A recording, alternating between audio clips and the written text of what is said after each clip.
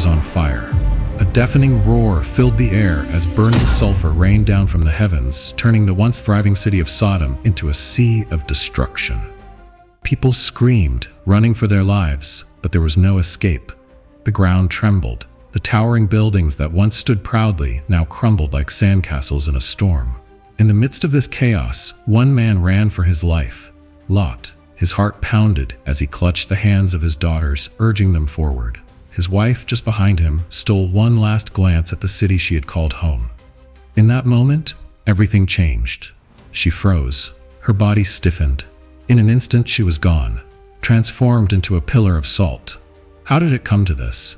How did a man who once walked with Abraham, a man blessed with prosperity, end up fleeing for his life from a city drowning in sin? And what lessons can we learn from his choices, his faith, his compromise, and his redemption? This is the complete story of Lot, a tale of blessings, warnings, and divine mercy. Stay with me as we uncover the rise and fall of Lot and the powerful lessons hidden in his journey. Lot's story begins long before the flames of Sodom. He was born in Ur of the Chaldeans, an ancient and prosperous city in Mesopotamia. The Bible first introduces him in Genesis 11:27, where we learn that he was the son of Haran, the nephew of Abraham. Haran, Lot's father, died at a young age, leaving Lot without a father figure. This likely influenced his attachment to his uncle Abraham, who became a guiding presence in his life. Lot was more than just a nephew to Abraham. He was part of his household, traveling with him as if he were a son. When God called Abraham to leave Ur and journey to an unknown land, Lot went with him. But why? Was Lot a man of faith, like Abraham, willing to follow God's call? Or was he simply following prosperity, knowing that Abraham was blessed and that his household would flourish? The Bible does not give us insight into Lot's personal faith at this stage, but what we do know is that he willingly departed from his homeland and set out on a journey of promise. In Genesis 12:1-5, we see Abraham obeying God's call and leaving for Canaan, taking Lot along with him. This was no small decision. Leaving Ur meant abandoning wealth, security, and familiarity to embark on a journey into the unknown. It required trust in God, and whether Lot personally believed in this divine mission or simply rode along on Abraham's faith, he became part of a greater plan. As time passed, Lot enjoyed immense blessings simply by being connected to Abraham. Under Abraham's leadership, Lot accumulated great wealth, flocks, herds, and servants. His association with Abraham brought prosperity, but was he truly devoted to God, or was he more focused on material success? This question becomes more important as we later see Lot facing choices that tested his character and faith. But prosperity, as we know, often leads to conflict. As Lot's wealth increased, so did his independence. In Genesis 13, we are told that strife arose between the herdsmen of Abraham and the herdsmen of Lot. The land could not support both men's growing flocks, and tension developed between them. Abraham, being the man of peace, proposed a solution. They would separate. But what Abraham did next was surprising. He let Lot choose first. He gave Lot the option to pick any land he desired, and Abraham would take whatever was left.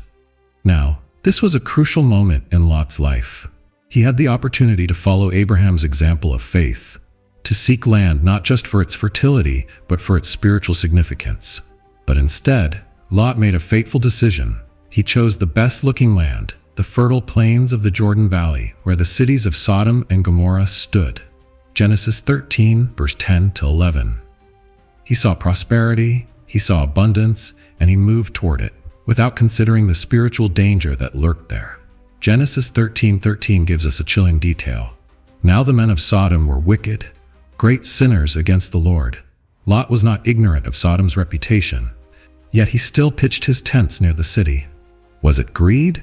Was it ambition? Or was he simply willing to overlook sin for the sake of wealth?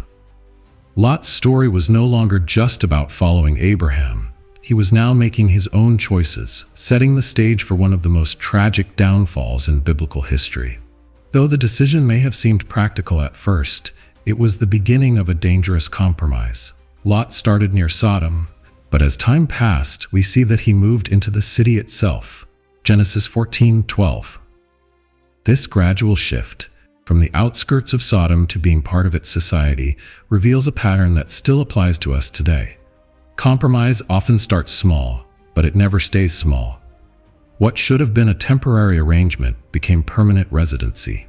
Lot did not just live in Sodom, he became one of its leaders, sitting at the city gate, a position held by elders and decision-makers. Genesis 19:1. How did a man who had traveled with God's chosen servant, a man who had once lived under Abraham's spiritual covering, become part of one of the most corrupt cities on earth? Lot's early years showed promise, but his choices led him deeper into moral compromise. He had been blessed by association, yet he chose a path that slowly pulled him away from God's presence. His desire for security, prosperity, and comfort clouded his judgment, and little by little, he became entangled in a city destined for destruction. Was Lot still a righteous man? The Bible tells us in 2 Peter 2:7-8 that Lot was a righteous man distressed by the depraved conduct of the lawless. This suggests that he was troubled by Sodom's sin, yet he stayed. He was not like the wicked men of Sodom, but he was too deeply entrenched to leave. His heart was divided. He loved comfort, but he hated sin. He wanted righteousness, but he chose to remain in a wicked place. And ultimately, this contradiction would lead to his greatest trial, his greatest loss, and the divine rescue that would cost him everything. Lot's story is a powerful warning about the dangers of compromise, the illusion of prosperity, and the importance of making choices rooted in faith, not worldly desires. As we continue in this journey, we will see how Lot's compromise deepened, how his ties to Sodom nearly destroyed him, and how God's mercy spared him, yet still left him with a tragic legacy. This is the story of Lot, a man who had everything, yet lost almost everything. A man whose story still speaks to us today, challenging us to ask, what choices are we making? Where are we placing our trust? And are we living too close to the things that can destroy us? The rise and fall of Lot is about more than just ancient history. It is about the battle that every believer faces between faith and compromise, between blessings and destruction, between following God's call or clinging to a world that is destined to burn. As we move forward, we will uncover the full journey of Lot, from his prosperity in Sodom to his desperate escape, from his wife's tragic fate to the shocking events that unfolded after the fall of the city. Lot's life had been one of abundance and prosperity, not because of his own efforts, but because he had walked in the shadow of Abraham. He had been part of Abraham's journey from Ur to Canaan, sharing in his uncle's blessings, wealth, and divine favor. However, prosperity often brings challenges, and for Lot, the test of his true character was about to unfold. As both Abraham and Lot accumulated flocks, herds, and servants, their growing wealth became a source of tension rather than joy. Genesis 13:5-7 describes the situation clearly. Now Lot, who was moving about with Abram, also had flocks and herds and tents, but the land could not support them while they stayed together, for their possessions were so great that they were not able to stay together. And quarreling arose between Abram's herders and Lot's. The very blessings they had received were now threatening their unity. Canaan was vast, but not all of it was suitable for large flocks. As their livestock multiplied, grazing land became scarce, and tensions escalated among their herdsmen. Disputes broke out over water sources, pasture lands, and territory, creating an atmosphere of unrest. This was more than just a practical problem. It was a spiritual test. Would Lot value peace and family, or would he pursue personal gain at all costs? Abraham, ever the man of faith and humility, did not allow the quarrels to divide them. He understood that conflicts over earthly wealth were insignificant compared to God's greater promises. In Genesis 13, verses 8-9, Abraham approached Lot with a solution that would not only end their disputes, but also reveal the true desires of Lot's heart. He said, "Let's not have any quarreling between you and me, or between your herders and mine, for we are close relatives. Is not the whole land before you? Let's part company. If you go to the left, I will go to the right. If you go to the right, I will go to the left." This was an extraordinary act of humility and generosity. As the elder and as the one chosen by God, Abraham had every right to choose first. He could have demanded that Lot settle elsewhere, yet he offered Lot the first choice. placing their family bond above material possessions. It was a moment that would define Lot's future. Testing his priorities, would he choose righteousness or prosperity? Lot's decision was immediate and telling. Instead of seeking God's direction, instead of consulting Abraham about what would be best for his spiritual growth, he lifted his eyes to the land before him and saw only one thing: prosperity. Genesis 13 verse 10-11 records his fateful choice. Lot looked around and saw that the whole plain of the Jordan toward Zoar was well watered, like the garden of the Lord, like the land of Egypt. So Lot chose for himself the whole plain of the Jordan and set out toward the east. Lot was drawn to the fertile plains, the lush greenery, the promise of wealth and comfort. It looked like Eden itself, but it was an illusion, a trap hiding behind the veil of abundance. The text subtly warns that this land was like Egypt, a place that, for Abraham, had once represented spiritual compromise and danger. Lot did not see beyond the surface. He did not discern the spiritual climate of the land he was choosing. His eyes saw profit, but his spirit ignored the warning signs. The next verse, Genesis 13:12-13, reveals the true nature of Lot's choice. Abram lived in the land of Canaan, while Lot lived among the cities of the plain and pitched his tents near Sodom. Now the people of Sodom were wicked and were sinning greatly against the Lord. Lot did not start in Sodom, but he pitched his tents near it. It was a gradual compromise, a slow descent into spiritual danger. At this point, Lot might have convinced himself that he could live near Sodom without becoming like its people. Perhaps he thought he could enjoy the benefits of the city while maintaining his faith. But sin is never stagnant. It pulls, it entangles, it draws in slowly. Lot moved near Sodom, but as we will see, it was not long before he moved into the city itself. The Bible is clear about the wickedness of Sodom. It was a city defined by violence, corruption, and immorality, a place where sin was not only practiced but celebrated. Lot's choice was not just about land, it was about his willingness to live among wickedness for the sake of financial success. His story is a sobering warning about how small compromises lead to greater entanglements. What exactly drove Lot's decision? The fertile land, the prosperity, the economic advantages, all of these were appealing. But at the heart of it, Lot prioritized material gain over spiritual safety. He chose with his eyes, not with his faith. Unlike Abraham, who built altars and sought God, Lot built his life around worldly security. His story mirrors a common struggle we face today. How often are we tempted to choose comfort over conviction, profit over principles, convenience over righteousness? Lot's choice teaches us that what looks good on the surface may be spiritually dangerous underneath. The world offers fertile plains, but they often come with compromises that slowly pull us away from God. After Lot departed, something remarkable happened. In Genesis 13:14-17, the Lord spoke to Abraham and reaffirmed his covenant promises. Look around from where you are, to the north and south, to the east and west. All the land that you see I will give to you and your offspring forever. Abraham had given Lot the first choice, but God gave Abraham everything. Lot had claimed the best land, but Abraham received the true inheritance. This is a powerful lesson. What we grasp for ourselves is nothing compared to what God gives to those who trust in Him. Lot pursued temporary wealth while Abraham pursued eternal promises. Lot sought immediate gratification, while Abraham walked by faith, not sight. Lot's decision led him into a downward spiral of compromise. What seemed like a prosperous move would soon lead to captivity, danger, and near destruction. His journey into Sodom was not just a geographical shift, but a spiritual one that would cost him more than he could ever imagine. As we continue in the next section, we will see the consequences of Lot's choice unfold. We will witness his growing entanglement with Sodom, his capture during war, and Abraham's daring rescue. But the real question remains: will Lot learn from his mistakes, or will he continue on a path of compromise? Lot's story is not just about one man's downfall. It is a warning to all who chase after the wrong things, ignoring the signs that God places before them. His life challenges us to ask, what are we choosing? Are we pursuing comfort over calling? Are we settling near danger, believing we will remain unaffected?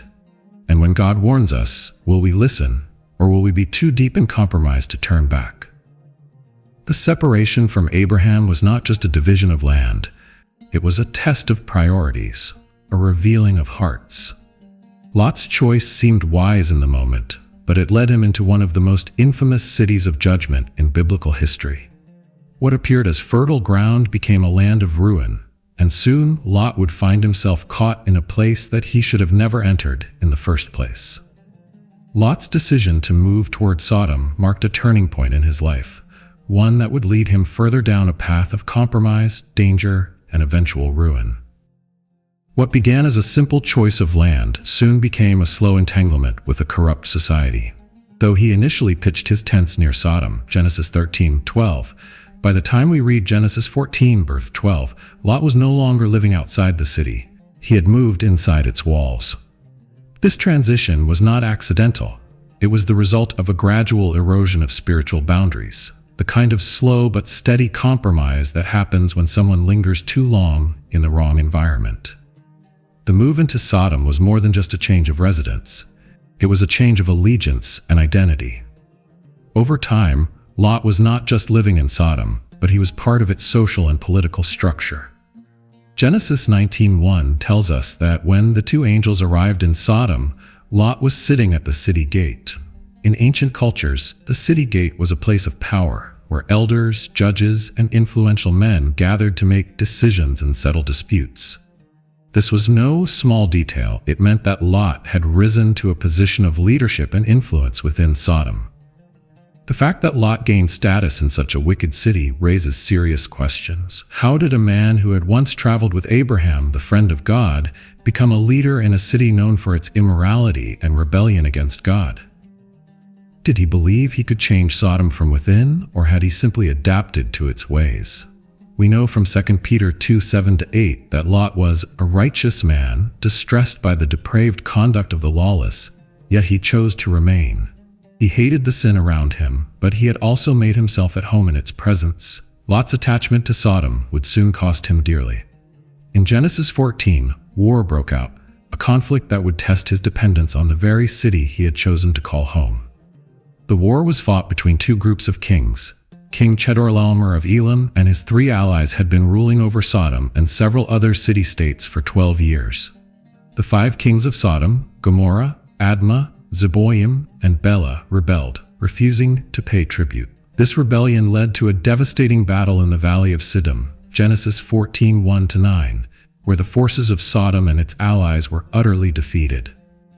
The kings of Sodom and Gomorrah fled, and their cities were plundered by Chedorlaomer's army. Everything of value was taken, including Lot, his household, and all his possessions. Genesis 14:10-12. This moment was Lot's first major wake-up call. He had chosen Sodom for wealth and prosperity, but now, instead of safety, he found himself in chains, carried off as a prisoner of war. The very city he had aligned himself with could not protect him, and instead of gaining security, he was enslaved by its downfall. But Lot's story was not over. News of his captivity reached the ears of Abraham, who, despite everything, still saw Lot as family. Abraham could have ignored the situation, reasoning that Lot had brought this upon himself. After all, Lot had chosen Sodom. He had pursued wealth over faith, and now he was paying the price. But Abraham did not think this way. He did not abandon Lot to his fate. Instead, he acted with courage, faith, and decisive action. Abraham gathered 318 trained men from his household and set out on a daring rescue mission. Genesis 14:13-14. These were not seasoned warriors, but shepherds and household servants, trained under Abraham's leadership. With them, Abraham pursued the enemy kings, tracking them all the way to Dan. In a brilliant military strategy, he divided his forces and attacked at night, catching the enemy by surprise. The result was an overwhelming victory. Chedorlaomer's forces were defeated, and Lot, along with his family and all their possessions, was rescued. Genesis 14:15-16. This was an incredible act of God's mercy. Lot, who had chosen to dwell in a sinful city, who had aligned himself with a wicked culture, was saved not by Sodom, but by Abraham, the very man whose way of life he had left behind. It was a divine opportunity for Lot to reflect on his choices. He had just witnessed what true protection looked like. Abraham, a man who walked with God, had delivered him, while Sodom had abandoned him. The question is, did Lot learn from this? Shockingly, the answer is no. Despite being rescued, Lot returned to Sodom. This is one of the most tragic moments in his story. He had been given a chance to leave, a chance to return to Abraham's household, to choose righteousness over compromise. But he went back. Why? Perhaps he still saw Sodom as his home. Perhaps he could not let go of his wealth, his status, or his lifestyle. Or perhaps he believed he was strong enough to live among wickedness without being affected. Whatever the reason, Lot made a fatal mistake. He had been pulled out of captivity, but he willingly walked back into danger. This decision would haunt him later, when the judgment of Sodom finally came. But for now, Lot's story serves as a powerful warning. Rescue does not always lead to repentance. Being saved from destruction does not guarantee that someone will change their ways. Lot had seen firsthand the power of God, had been delivered from captivity, yet he chose to remain in a place that was destined for destruction. His actions remind us that just because God spares us from consequences once, does not mean we should continue walking in the same path. Many people today find themselves trapped in cycles of compromise, rescued only to return to the very things that once enslaved them. Lot's story forces us to ask, are we willing to change when God gives us a second chance? Or do we, like Lot, run back to the comforts of a world that will ultimately betray us? The next time we see Lot, it will be on the brink of Sodom's destruction.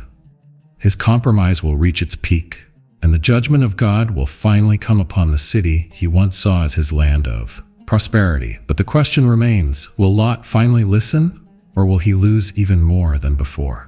The fate of Sodom was sealed long before Lot realized it. The city's sins had reached their peak, and God's judgment was coming.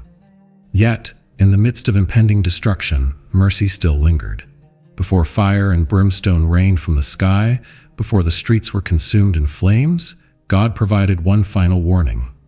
But would Lot listen? Before the angels ever arrived at Lot's doorstep, Abraham was already pleading for his nephew's life. In Genesis 18 verse 1633, God revealed his plan to destroy Sodom to Abraham, calling out the city's great wickedness. This was not just an ordinary city of sinners. Sodom's corruption was so severe that it demanded divine intervention. The outcry against it had become too great to ignore. Upon hearing this, Abraham, moved with compassion, interceded before God. He did not plead for Sodom because of its righteousness. He knew what kind of city it was. Instead, he pleaded for the righteous few who might be living among the wicked. Abraham asked, "Will you sweep away the righteous with the wicked? What if there are 50 righteous people in the city?" Genesis 18:23-24. God agreed. If 50 righteous could be found, he would spare the city. But Abraham, knowing the depths of Sodom's depravity, pressed further. What if only 45 are found? What about 40, 30, 20, 10? Each time God answered, "For the sake of 10, I will not destroy it." Genesis 18:32. This exchange reveals two things: God's justice and his mercy. He would not ignore sin, but he would spare the wicked if even a handful of righteous people were present. Abraham's conversation ended with a sobering reality. There were not even 10 righteous people in the entire city. Sodom's time was up. That evening, 2 angels entered Sodom, Genesis 19:1. As they approached the city gate, they encountered Lot, sitting at the entrance. This was significant. The city gate was a place of authority, where leaders gathered to settle disputes and handle city affairs. It was further proof that Lot was deeply embedded in Sodom's society. But was he respected, or was he merely tolerated? Lot immediately recognized the strangers as important guests and insisted they stay with him. "My lords," he said, "please turn aside to your servant's house. You can wash your feet and spend the night, and then go on your way early in the morning." Genesis 19:2. At first, the angels refused. "No, we will spend the night in the square." Genesis 19:2. But Lot knew the horrors that awaited them if they stayed in the open. He pressed them, urging them to take shelter in his home. This was not just an act of hospitality. This was an act of desperation. He knew what kind of people roamed Sodom's streets at night. The angels relented and entered Lot's house, He prepared a meal for them, unleavened bread, a hurried supper before the night's darkness swallowed the city whole. But Sodom was not a city that allowed righteousness to go unnoticed. Word spread that 2 outsiders had arrived, and before long, the men of the city surrounded Lot's home. Genesis 19, verse 4-5 delivers a terrifying scene. Before they had gone to bed, all the men from every part of the city of Sodom, both young and old, surrounded the house. They called to Lot, "Where are the men who came to you tonight? Bring them out to us so that we can have relations with them." This was not just a random act of wickedness. This was the defining sin of Sodom, a city so depraved that the people had no regard for God, justice, or even the protection of guests. The laws of hospitality, sacred in the ancient world, meant nothing here. The entire city had become a den of unchecked sin, and now Lot was caught in the middle. Lot stepped outside, closing the door behind him as if to shield his guests. He tried to reason with the mob, addressing them as brothers, a telling sign of how much he had assimilated into their world. But what happened next is one of the most disturbing moments in Lot's story. "No, my friends, don't do this wicked thing.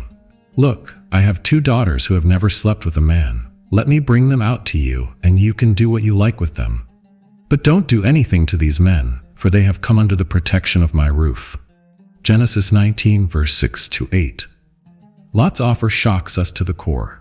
Was he so desperate to protect the angels that he would sacrifice his own daughters? Had his years in Sodom corrupted his moral compass? While it was culturally significant in that time to protect guests at all costs, this act still reveals how deeply Lot had been shaped by his environment. The crowd was enraged. They rejected Lot's plea and turned their aggression toward him. "Get out of our way," they replied. "This fellow came here as a foreigner, and now he wants to play the judge. We will treat you worse than them." Genesis 19, verse 9. Lot had no authority here. He may have sat at the city gate, but when it came to true power, he was an outsider, barely tolerated. His warnings carried no weight, and now the mob was about to break down his door. Then the angels acted. They pulled Lot inside and struck the men outside with blindness. Genesis 19, 10-11. Chaos erupted in the streets as the blinded crowd groped in the darkness, unable to find the door. It was a supernatural act of judgment, a foreshadowing of the greater destruction that was coming. Inside, the angels turned to Lot. The time for warnings was over. "Do you have anyone else here? Sons-in-law, sons or daughters, or anyone else in the city who belongs to you? Get them out of here, because we are going to destroy this place." The outcry to the Lord against its people is so great that he has sent us to destroy it. Genesis 19, 12-13. Lot ran to warn his sons-in-law. The men pledged to marry his daughters, but when he told them of the coming destruction, they thought he was joking. Genesis 19, verse 14. They had lived in Sodom too long to believe in judgment. The idea of fire raining from the sky seemed impossible, and so they dismissed Lot's warning with laughter. Dawn approached. The angels pressed Lot, but still, he hesitated. Even with Sodom moments away from destruction, Lot was reluctant to leave. Was it fear? Was it attachment? Was he struggling to let go of a life he had built in a city that was about to be wiped off the map? In Genesis 19:16, we see the power of God's mercy. When he hesitated, the men grasped his hand and the hands of his wife and of his 2 daughters and led them safely out of the city, for the Lord was merciful to them. Lot did not escape because of his own righteousness. He escaped because God had mercy on him. Lot had compromised, hesitated, made poor choices, but God still pulled him from the fire. Yet this was not over. A final test awaited Lot and his family, one that would reveal who truly had the faith to obey and who would look back toward destruction. As we continue in the next section, we will see Sodom's final moments, Lot's wife's tragic fate, and the devastating consequences of failing to let go of a world destined for judgment. Lot stood in the dim glow of dawn, his heart pounding as the voices of the angels filled his ears. The time for discussion had passed. The time for action was now. Sodom was about to be wiped off the face of the earth. The very city he had chosen for prosperity, the place he had built his life, was moments away from destruction. But Lot was not ready to let go. He hesitated. Even as the angels urged him to flee, his heart remained entangled with the city that had ensnared him for years. The angels had warned him, "Do you have anyone else here, sons-in-law, sons or daughters, or anyone else in the city who belongs to you? Get them out of here, because we are going to destroy this place." Genesis 19, verse 12-13. Lot ran through the streets, desperate to reach his sons-in-law. The men pledged to marry his daughters. He knocked on their doors, breathless, pleading with them to leave before it was too late. But their response was chilling. "Hurry and leave. The Lord is about to destroy the city." Lot warned, but instead of fear they laughed. Genesis 19:14. To them, Lot's warning was a joke. They had lived in Sodom for too long. They had become blind to its wickedness, deaf to the warnings of judgment. The idea that fire would fall from the sky? Impossible. The thought that the city would be reduced to ashes? Unbelievable. They refused to go. Lot's heart must have sunk in that moment. He had lingered in Sodom for years, despite its sin, despite its corruption. He had compromised, thinking he could remain righteous while still being part of this world. But now, his own family refused to listen to him. He had lost his influence over them, and in the end, they would be lost in the destruction that was coming. The urgency intensified. Genesis 19, verse 15 describes the moment. With the coming of dawn, the angels urged Lot, saying, "Hurry, take your wife and your 2 daughters who are here, or you will be swept away when the city is punished." And yet, Lot hesitated. Even as destruction loomed over Sodom, even as judgment was about to fall, he still lingered. Was it fear? Was it attachment to his wealth, his home, his reputation? Perhaps it was the weight of losing everything. But whatever the reason, Lot could not bring himself to leave. In an extraordinary act of mercy, the angels took action. Genesis 19:16 tells us, when he hesitated, the men grasped his hand and the hands of his wife and of his 2 daughters and led them safely out of the city, for the Lord was merciful to them. Lot was not saved because of his own faithfulness. He was saved because God was merciful. Dragged away from Sodom by divine hands, Lot and his family were pulled from the fire. But the command was clear: flee for your lives. Don't look back and don't stop anywhere in the plain. Flee to the mountains or you will be swept away. Genesis 19:10. This was not a leisurely escape. This was a desperate run for survival. The destruction of Sodom would be so total, so complete, that anyone who remained in the area would be consumed. The command was simple: run. Do not stop. Do not turn back. But Lot, still negotiating, still clinging to his own plans, pleaded with the angels. Genesis 19:18-20 records his response.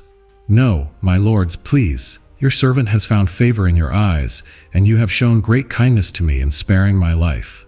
But I can't flee to the mountains. This disaster will overtake me, and I'll die. Look, here is a town near enough to run to, and it is small. Let me flee to it. It is very small, isn't it? Then my life will be spared." Lot had just been rescued from impending destruction, yet he was still negotiating with God's messengers.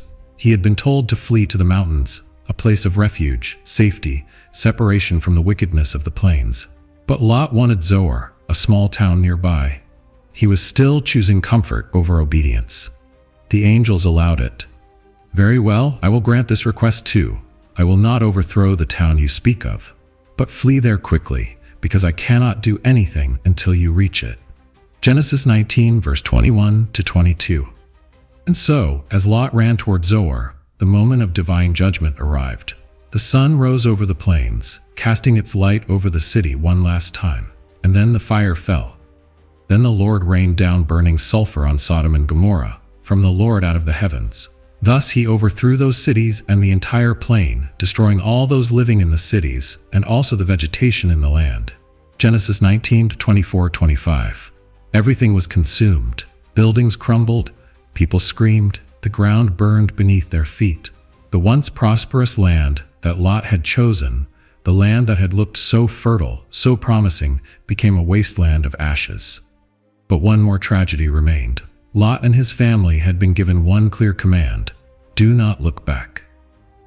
It was not merely a physical instruction, but a spiritual test.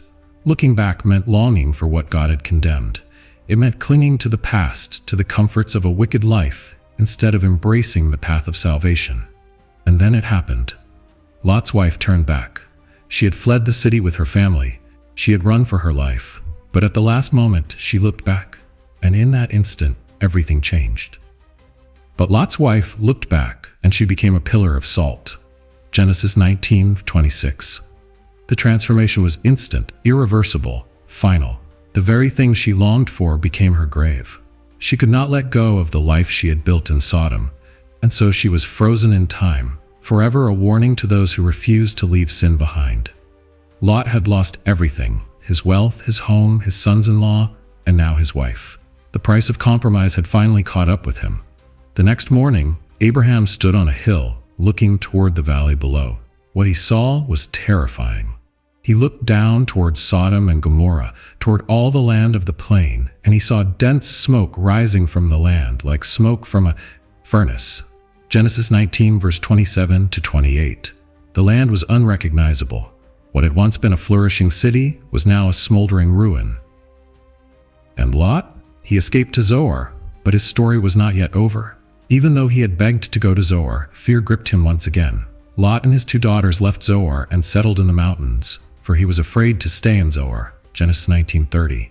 He had fled Sodom for safety, then fled Zoar out of fear. He was now a man without a home, without a future, and without a family. The man who had once lived in prosperity was now hiding in a cave. His wealth gone, his legacy ruined. Lot had escaped destruction, but he had lost everything in the process. His story was not yet finished, but the damage was already done. His journey, his compromises, his choices had all led to this: a broken man, living in fear, stripped of everything he had once held dear. As we move forward, we will witness the final chapter of Lot's life, a moment that will shock us, one last tragedy before his story fades from history. Lot was a man who had lost everything. His wealth, his home, his wife, all were gone. The fertile plains of Sodom that once promised prosperity and security were now nothing more than a wasteland of ash. He had begged to stay in Zoar, seeking a place of refuge, yet even that brought him no peace. His soul was restless, haunted by fear and regret. Though Zoar had been spared from destruction, Lot could not shake his terror. Perhaps he feared that God's wrath would extend to Zoar, or maybe he simply could not endure being among people again, knowing what had just happened to his former home. Whatever the reason, he could not stay. Genesis 19:30 tells us, Lot and his 2 daughters left Zoar and settled in the mountains, for he was afraid to stay in Zoar. He and his 2 daughters lived in a cave. From wealthy herdsman to a man of influence in Sodom, Lot was now hiding in a cave, reduced to nothing but a broken, isolated survivor. This was not the life he had envisioned when he chose the plains of Jordan so many years ago. This was not the prosperity he had pursued when he parted ways with Abraham. His story had taken the darkest of turns, and now he sat in the shadows, a man stripped of all dignity. But the story was not over yet. One more tragic event would unfold, an event that would leave a mark on history for generations to come. Lot's daughters, too, had lost everything. Their mother was gone, their home destroyed, and their future uncertain. In their isolation, they feared the worst, that they were the last survivors of the human race, that they would never marry, that their father's line would die with them. They had been raised in Sodom, a city where morality had long been distorted beyond recognition. And so, with minds shaped by their past environment, they devised a horrifying plan. Genesis 19:31-32 records their words. Our father is old, and there is no man around here to give us children, as is the custom all over the earth. Let's get our father to drink wine and then sleep with him and preserve our family line through our father. It is a statement as shocking as it is tragic. Rather than seeking guidance from God, rather than trusting in His sovereignty, they took matters into their own hands, using the only methods they had known in a corrupt society: manipulation and sin. They waited until nightfall and gave Lot wine to drink. He drank so much that he was unaware of what was happening. The older daughter went in first and lay with him, and Lot, in his drunken state, had no knowledge of what had taken place. The next night, they did the same with the younger daughter. Genesis 19, verse 35-36 confirms the disturbing outcome. So they got their father to drink wine that night also, and the younger daughter went in and slept with him. Again, he was not aware of it when she lay down or when she got up. So both of Lot's daughters became pregnant by their father. What happened in that cave was the final consequence of years of compromise. Lot, a man who had once traveled with Abraham, witnessed divine mercy, and even entertained angels, was now reduced to an unknowing participant in an act of incest. His daughters, shaped by the wickedness of Sodom, saw no other way to continue their family line. The question remains, was Lot a victim, or did his own choices lead him here? On one hand, Lot had been deceived by his daughters. He was unaware of what had happened, and their actions were entirely their own.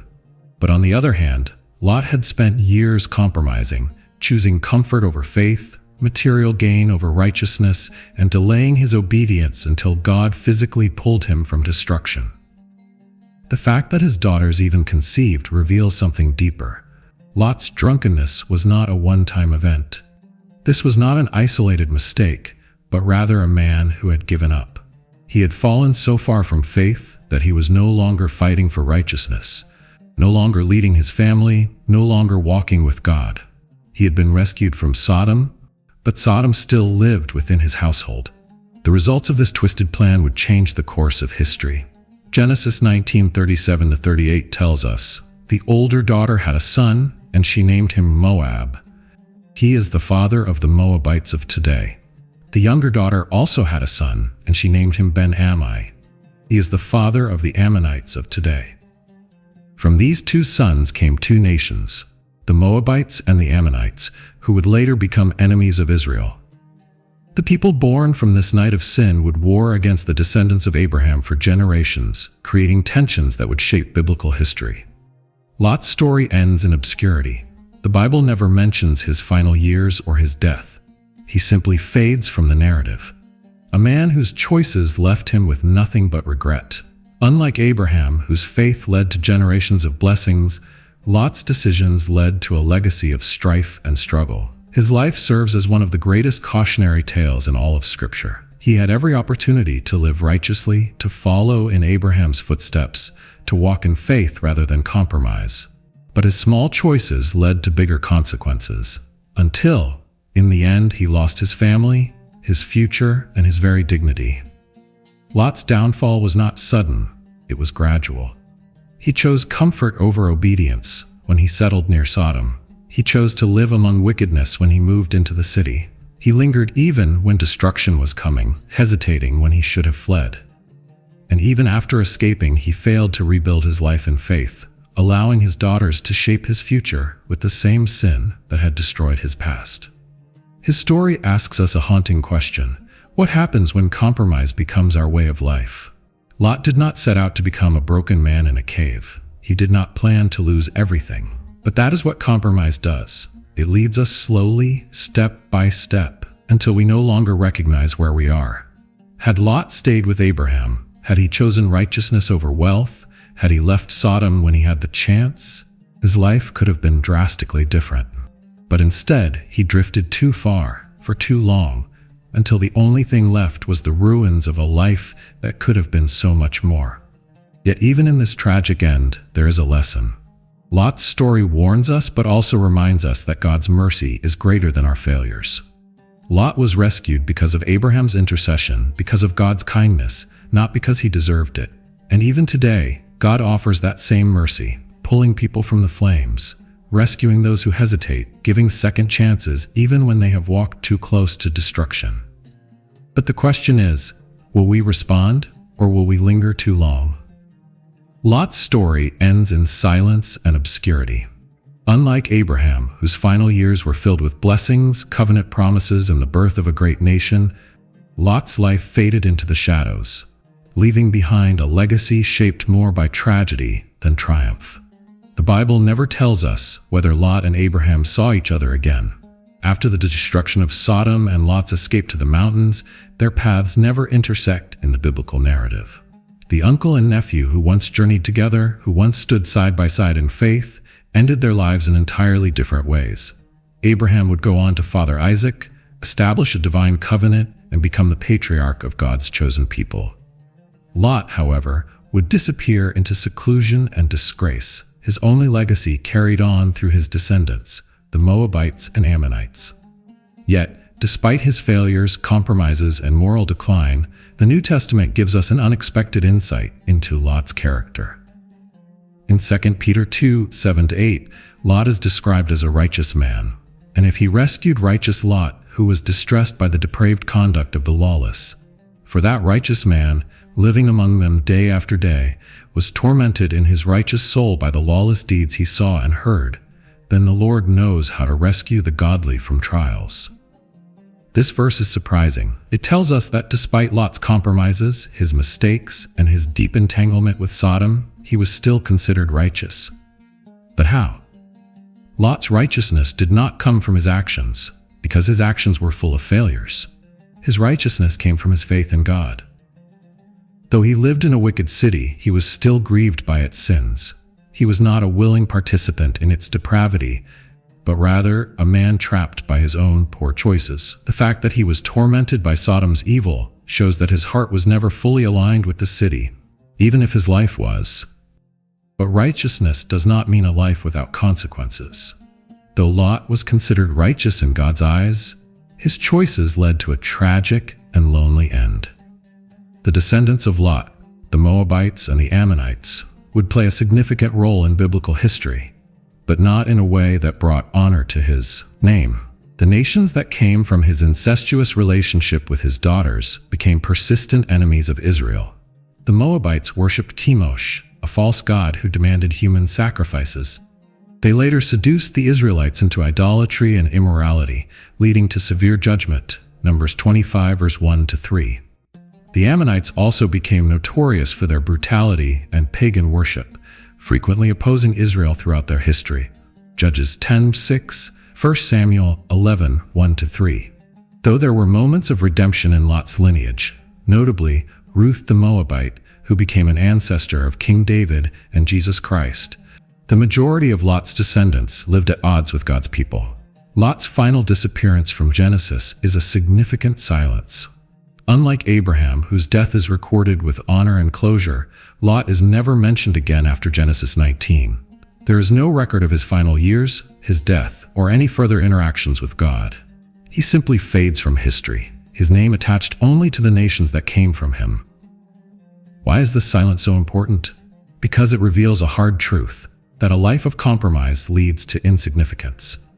Lot was not a man of faithless rebellion, but he was a man who repeatedly chose comfort over conviction, safety over sacrifice, and compromise over courage. He lingered when he should have fled. He chose Sodom when he could have stayed with Abraham.